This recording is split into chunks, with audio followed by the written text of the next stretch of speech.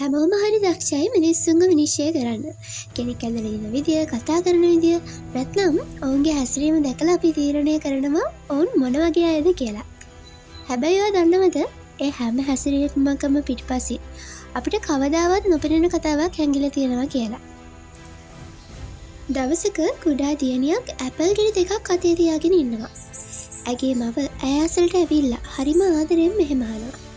පුතේ අමිට එක ඇපල් ගෙඩියක් දෙනවද?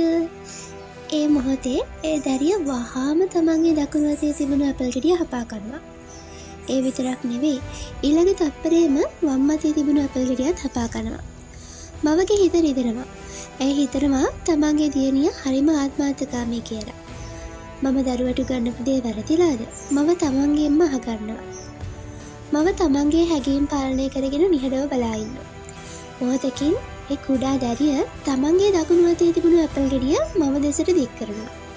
ඇගේ දැස්වල තිබුණේ අහිංසක සතුටක්.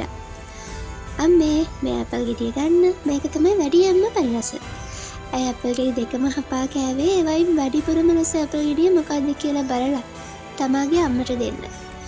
මවගේ දැස්වල කඳුළු පිරෙනවා. තමන් දියණිය ගැන වැරදියට හිතපු එක ගැන ඇයට දැනුනේ ලොකු වේදනාවක්. අපේ ජීවිතත් හරියට මේ වගේ.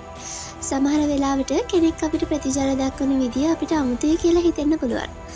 ඔවුන් අපිට ආදරේ නැහැ කියලා හිතෙන්න පුළුවන්.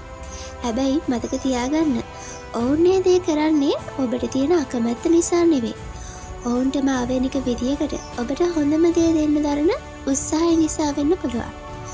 කෙනෙක් ගැන වැරදි වැටහීමක් ඇති කරගන්න කලින් මොහොතක් ඉවසන්න.